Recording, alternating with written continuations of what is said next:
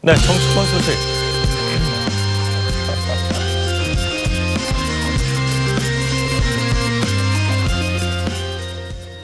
정치권 소식 명쾌하게 짚어보겠습니다. 조선일보 정치부 최승현 차장 나와 있습니다. 안녕하십니까? 안녕하십니까? 반갑습니다. 자, 어제 이 폭우가 많이 쏟아졌는데 광화문 광장에서는요, 전국의 소상공인들이 모여서 최저임금 인상에 항의하는 집회를 가졌습니다. 야당의 정치인들도 모습을 보였는데요. 과연 야당 정치인들 어떤 얘기를 했는지 한번 들어보시죠. 여러분들의 상품이 여러분들 함성에 묻혀서 저 청와대에 전달될 때까지 저희 자유한국당이 여러분들과 같이 하겠습니다. 감사합니다. 최저임금을 위반한 소상공인 자영업자가 아니라 이렇게 사태를 만든 문재인 정부가 책임져야 합니다. 여당에 경고합니다. 현장에 답이 있습니다. 나와서 경청해야 합니다. 자, 150여 개의 협회와 단체, 이 소상공인들이 하루 장사를 접으면서까지 비가 오는데도 불구하고 3시간 넘게 한 거는 이유 단 한 가지 때문이죠. 그렇습니다. 이 최저임금 인상, 이것 때문에 굉장히 큰 피해를 보고 있다라고 생각하고 있기 때문인데요. 예.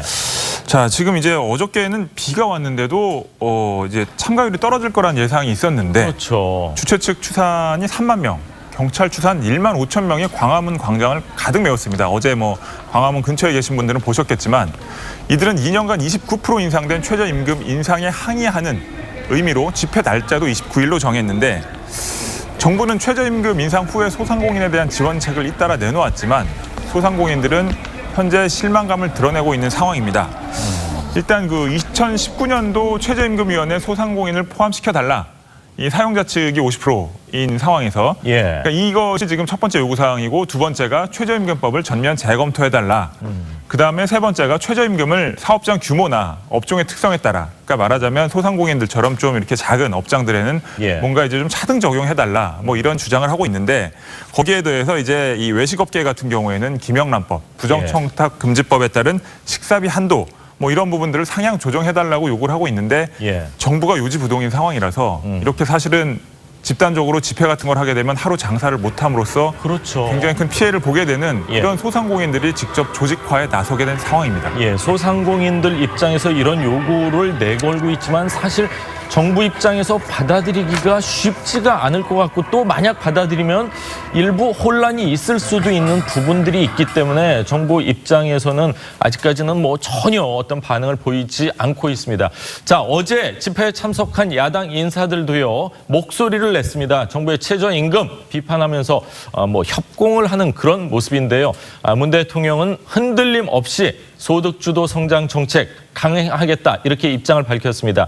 정책 수정 검토 가능성 거의 없다고 봐도 되겠죠. 네, 앵커님 말씀하신 것처럼 요지부동 지금 현재로서는 없다고 봐야 될 것 같습니다. 그리고 최근에 문재인 대통령이나 장하성 정책실장이 최저임금 인상을 위시한 소득주도 성장을 흔들림 없이 추진해 나가겠다 이렇게 얘기한 걸로 봐서는 전혀 이 정책 기조를 바꿀 생각이 없는 상황이고요.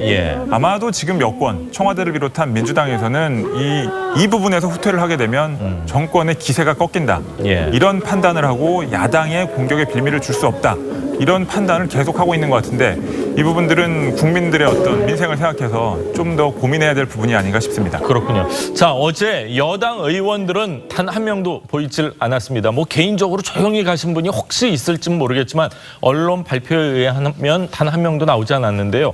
자, 민주당 의총에서는요, 문 대통령이 이 통과를 요청한 은산 분리 완화 법안이 일부 강경파 의원들의 반대로 제동이 걸렸다 이런 보도가 나오고 있는데 이러다 국회 그 법안 통과 어려워지는 상황 아닐까요? 대통령께서 말씀까지 했는데 이렇게 걸리는 경우가 있었나요? 네, 사실은 문재인 대통령이 이렇게 강력하게 요청을 한 상황에서 이것이 여당 내부에 이 의견 일치가 안 돼서 이 제동이 걸리는 경우는 굉장히 드물다고 봐야 될 텐데요. 이번에는 사실은 이제 이 문재인 대통령이 얘기한 그 은산분리 완화 취지에는 여당 의원들이 대부분 공감하는 쪽이었는데 문제는 이 기준을 어떻게 잡느냐가 이제 기준을요. 그렇습니다. 이제 전반적으로 이 업계나 그다음에 야당 쪽에서는 이제 전체 대기업들을 상대로 은산분리 완화가 적용이 되되 시행령이나 이런 부분에서 제한을 두고 IT 기업들이 주로 혜택을 볼 수 있도록 하면 된다라고 주장을 하고 있는데 지금 이제 민주당의 일부 의원들은 이제 정무위 쪽에 있는 일부 의원들은 자산 규모 10조 원 이상의 대기업 집단은 배제해야 된다. 예. 그다음에 그 대기업 집단 중에서도 기업 집단 중에서도 IT 관련 사업 비중이 50% 이상인 기업들만 이 은산 분리 완화의 혜택을 볼 수 있게 해야 된다라고 주장을 하고 있어요. 예. 근데 이제 민주당 지도부조차도 대통령이 워낙 강력하게 이 통과를 요구한 법안이라서 예. 야당의 주장을 어느 정도 받아들이는 쪽으로 설득을 하는 중이었는데 민주당 내부의 의원들이 강력하게 반발하고 있어서 예. 이게 지금 현재 의견 일치가 오늘까지도 이 시간까지도 되지 않고 있는 상황입니다. 그래서 이게 과연 본회의를 통과할 수 있을지 결국에는 여당 내부의 의견 일치가 안 돼서 이 본회의 통과가 어려워지는 상황인 게 맞습니다. 그렇군요. 국회에서 사실 한두 명이 끝까지 반대하면 법안 통과하는 거 거의 불가능하잖아요, 현실이. 잘 아시겠지만 뭐 예. 그런 일이 비일비재했었죠. 맞습니다. 그런데 이 부분은 민주당의 한 상당수 의원들이 한두 명이 아니라 민주당 의원의 한 30-40%가 이 부분에 대해서는 굉장히 좀 부정적으로 보고 있는 부분이라서 대통령이 주문한 부분에 대해서요. 대통령이 주문한 부분의 취지에는 공감을 하지만 예. 대기업들이 은산분리 완화로 혜택을 보는 것은 용납하기가 어렵다라는 입장입니다. 그렇군요. 자, 이런 가운데 문 대통령은 어제 공공기관장 워크숍에서요. 소상공인들의 이 목소리에 좀 귀를 기울여달라 이렇게 강조를 했습니다. 직접 한번 들어보시죠. 변화는 선택의 문제가 아니라 생존의 문제입니다. 정부는 모든 정책 수단을 동원해 반드시 우리 경제의 구조와 체질을 바꾸고 성장 잠재력을 최대한 키울 것입니다. 한편 경제 구조 전환의 과정에서 소상공인과 영세 자영업자, 청년층이 많은 고통을 겪고 있습니다. 현장의 목소리에 더욱 귀 기울여 국민들이 어려움을 겪지 않도록 앞장서 주시기 바랍니다. 자, 대통령은 오늘은 일자리 창출을 위해서 시도지사들과 간담회를 가질 예정인데 사실 뭐 시도지사가 뭐 고용을 확 늘릴 수 있는 그런 자리는 아니잖아요. 맞습니다. 예. 네. 그래서 뭐 오늘 뭐 시도지사들과 만남을 한다고 해도 어떤 뾰족한 결과가 나오기는 어렵지 않겠느냐. 예. 좀 부정적으로 보고 있습니다. 결국에는 문재인 대통령이 일자리를 강조를 해왔지만 지금까지 나온 것은 공공부문 일자리를 좀 늘리는 것에 이제 그쳤다라는 지적들이 많이 나오고 있잖아요. 그렇죠. 사실 시도지사들을 만나도 공공부문 일자리 외에는 또 없죠. 다른 대책이 나오기가 어려운 상황이라서 예. 뭐 일단 오늘 이 상견례를 가지는 자리, 오늘 이제 일자리 관련해서 서로 얘기를 하는 자리는 페이스북과 TV를 통해 생중계를 되는데 예. 거기서 문재인 대통령이 공공부문뿐 아니라 뭐 다른 일반 지방의 어떤 기업계들까지 기업계들을 향해서도 영향을 미칠 수 있는 어떤 대책을 내놓을지는 조금 봐야 될 것 같습니다. 그렇군요. 사업하시는 분들의 마음을 조금만 달래주고 그러면은 일자리 창출에도 확실히 도움이 되지 않을까 이런 뭐 그렇죠. 개인적인 생각을 좀 해봤습니다. 자, 다음 이야기를 좀 하겠습니다. 민주당의 이해찬 신임 당대표가요. 어제 보수의 심장이다 이렇게 하는 구미에서 취임 첫 번째 현장 최고위원회의를 가졌습니다. 이 대표가 무슨 얘기를 했을까요? 직접 들어보시죠. 민생 경제를 살리는데 좌우가 없고 동서의 구분도 있을 수가 없습니다.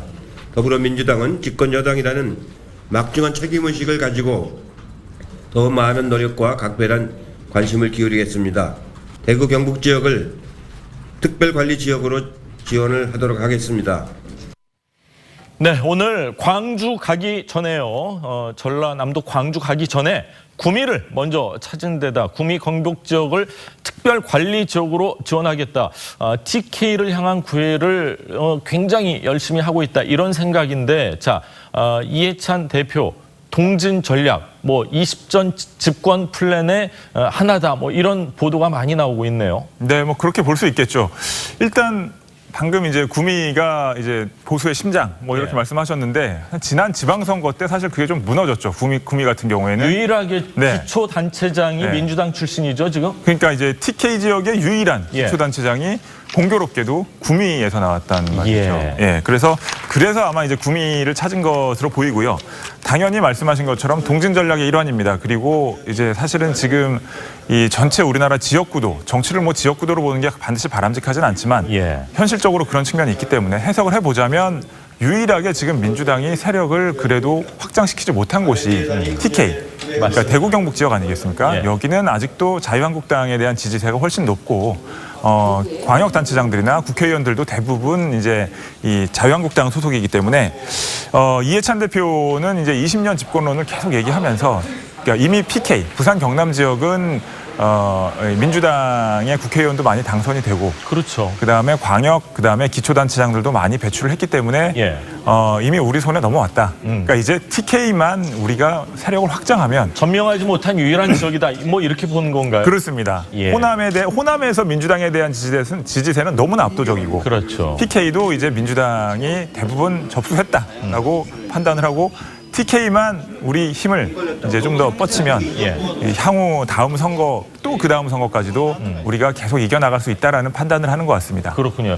제가 구미를 대구의 TK의 심장이라고 한 건 사실 박정희 전 대통령의 그러니까요. 생가가 있기 때문에 그랬는데 네. 그 지역에서 유일한 기초단체장 구미시장이 탄생을 했는데 아마 구미시장 입장에서는 어제 어깨 좀 쫙 펴고 정말 기분 좋은 하루가 아니었을까 생각이 맞습니다. 되는데 자 이철우 경북지사도 어제 직접 이렇게 찾아가서 또 여당 의원들을 향해서 좀 도움을 주십사 뭐 이렇다면서요. 분위기는 어땠습니까? 좀 이채로운 장면이었는데 예. 뭐 분위기는 화기애애했습니다. 그리고 이철우 지사가 뭐 이해찬 대표를 만나서 여러 가지 이제 예산 관련된 얘기를 많이 했겠죠. 그렇겠죠. 사실은 이제 새누리당이 과거 박근혜 정권 시절 새누리당이 집권했을 때도 예. 민주당 지자체장들이 국회에 와서 여러 가지로 부탁들을 많이 했습니다. 그렇죠. 왜냐하면 이제 예산은 이제 국회에서 결정을 하게 되는데 예. 이제 국회에서는 집권 여당의 또 어떤 목소리가 크지 않겠습니까? 맞습니다. 그러다 보니까 예.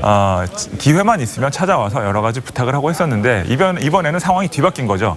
게다가 이제 뭐 TK 지역과 상대적으로 그 새누리당, 자유한국당 지자체장들 숫자가 훨씬 적어졌기 때문에 아마 이철우 그 지사로서는 더 절박하게 그러니까 경북 지역까지 내려온 이해찬 예. 대표를 만나서 여러 가지 얘기를 나눴던 것 같습니다. 그렇군요. 자, 이해찬 대표 취임 첫 주 이승만 박정희 전 대통령의 묘역을 시작으로 그야말로 광폭 행보를 보여주고 있고 처음으로 열리는 이제 지방에서 열리는 최고위원회를 구미에서 하고 굉장히 어떻게 보면은 보통 이 정치에 관심이 많은 분들이 생각했던 그런 행보는 아니거든요. 그렇죠. 정치권에서는 진짜 확 변하는 건가 아니면은 일단은 이런 행보를 보여서 정말 말 그대로 20년 집권 플랜 잡겠다는 그런 의지로 봐야 될까요? 그런 의지로 보는 게 맞는 것 같습니다. 후자로 말씀하시는 게 맞는 것 같고요. 그다음에 뭐 이해찬 대표가 좀 성격이 강하고 때로 표현이 좀 거칠어서 그렇지만 이분이 과거 특히 이제 총리 할 때까지 그 전부터 총리 할 때까지는 정치적인 측면에서는 우리나라의 손꼽히는 전략가였습니다. 그렇죠. 그러니까 이번에도 사실은 전략적인 측면이 강하다고 봐야겠죠. 그래서 이제 20년 집권을 위한 어떤 발판을 다진다는 차원에서 이승만 박정희 전 대통령 묘역도 참배를 하고 그다음에 이른바 보수의 심장이라고 할 수 있는 박정희 전 대통령의 고향까지 찾아가서 거기서 첫 번째 최고위원회를 열고 뭐 이런 것들을 보면 이제 이 민주당의 외연을 확장하는 그런 차원이라고 볼 수 있을 것인데요. 앞으로도 아마 이런 차원의 행보는 많이 할 겁니다. 근데 문제는 여야 간의 어떤 법안, 그다음에 그 외에 여러 가지 민생 현안 관련해서 쟁점이 발생했을 때 야당을 향해서는 아마 또다시 굉장히 강력하고 거칠게 아마 공세를 이어나갈 거라고 보입니다. 그게 바로 이해찬 대표의 그간의 정치 스타일이었기 때문에 그래서 아마 이해찬 대표가 달라진 것 같다고는 하지만 아마 이 강경한 특히나 야당을 향한 그 대야 공세에 있어서의 강경 기조는 변하지 않을 거라고 생각합니다. 어르신들이 하는 말씀 중에 하나가 생각보다 사람이 잘 안 변하더라 이런 얘기를 하는데 과연 이렇게 광폭 행보를 한다면은 이렇게 전략적으로 많이 동진도 가능하지 않을까 이런 생각까지 듭니다. 자, 다음 이야기를 좀 하겠습니다. 다음 달에요. 미국에서 귀국하는 홍준표 전 대표 페이스북에 좀 글을 올리기 시작한 것 같습니다. 네. 요즘 페이스북에 글을 올리는 빈도가 점점 좀 잦아지시는 것 같은데요. 아마 이제 다음 달 15일 들어온다고 하셨기 때문에 그래서 좀 더 적극적으로 국내 정치 현안에 목소리를 내고 있는 것 같습니다. 자, 여기 나오고 있지만 정치판은 프레임 전쟁입니다. 앞으로 총선 때는 연방제 통일 프레임이 등장할 수도 있습니다. 연방제 통일 프레임은 사실은 보수 진영에서는 굉장히 경계하고 있는 그런 부분이잖아요. 그래서 우리가 만든 프레임으로 다시 시작해야 합니다. 라고 얘기를 했습니다. 아까 말씀드렸지만 홍준표 전 대표는 이제 추석을 앞둔 다음 달 15일 귀국해서 예. 뭐 여러 가지 해석들이 있지만 아마도 그 국내 정치 현장에 복귀할 가능성이 높습니다. 예. 자, 홍준표 대표 뭐 귀국이 얼마 남지가 않았는데 뭐 일각에서는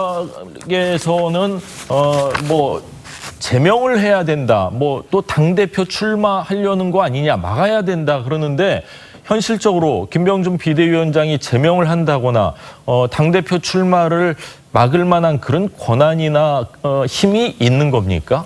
권한이나 힘도 없다고 예. 봐야 되고요. 그러니까 힘은 모르겠지만 어쨌든 권한이나 명분이 없습니다. 제명을 할 명분은 없다. 그러니까요. 지난 대선에 어쨌든 이 당의 후보였던 사람이고 그다음에 지방선거에서 패배를 했다고는 하지만 그리고 뭐 거친 표현들로 좀 논란을 많이 일으켰다고는 하지만 예. 그것 때문에 제명을 하기는 쉽지는 않은 상황이고요. 그렇죠. 그리고 이제 홍준표 전 대표는 이제 이 국내 정치에 복귀를 하면서 아마 전당대회에 도전을 염두에 두고 있는 게 사실일 겁니다. 예. 그러니까 이제 이런 부분들이 이 경계를 이제 김병준 위원장으로 하여금 경계심을 갖게 만드는 부분인데 예. 제가 봤을 때는 김병준 위원장하고 홍준표 전 대표가 충돌할 가능성은 상당히 있습니다. 예. 왜냐하면 홍준표 전 대표가 지방선거 전에 물러나기 전에 이미 지역의 당협위원회라고 하죠. 한국당 그렇죠. 같은 경우에는 당협위원장에 자기 사람들을 많이 이제 배치해놨는데 이것이 김병준 위원장이 분명히 그 지역까지도 당협위원회 조직까지도 정비를 하겠다고 했기 때문에 이 부분들을 아마 손을 대려고 할 거거든요. 근데 이 부분이 이런 작업들이 실제로 들어가게 되면 홍준표 전 대표의 성격상 도저히 가만히 있을 수 없을 것이고 예. 권력 투쟁의 어떤 발단이 그때부터 시작이 될 것 같습니다. 그렇군요. 원외에서 이렇게 어떤 정치 활동을 한다는 게 대한민국 현실에서 굉장히 어려운데 맞습니다. 혹시 김병준 비대위원장 체제에서 가을에 있을 재보궐선거에서 공천을 받을 가능성은 희박하다고 봐야 될까요? 그럴 가능성은 아직은 좀 쉽지 않을 것 같습니다. 예. 네, 김병준 위원장으로서도 어쨌든 자신에게 집중된 권력이 좀 분산이 되고 이런 것들은 용납하기 어려운 상황일 것이기 때문에 예. 아마도 여러 김홍준표 전 대표를 비롯한 여러 이제 원외 인사들이 예. 한때 대선 주자로 분류됐던 그런 분들이 활동을 하고 있지만 예. 올 연말까지는 이제 김병준 위원장 체제가 스스로 그런 것들을 용납하기는 어려운 상황이 아닌가 그렇게 판단이 됩니다. 자, 황교안 전 총리도 책을 그렇죠. 출간하고 김무성 의원 같은 경우도 세미나 통해서 이제 정치 네. 이제 시동을 건 것 같은데 한국당 상황 어떻게 될지도 계속해서 지켜보도록 하겠습니다. 최승현 차장 오늘 얘기 잘 들었습니다.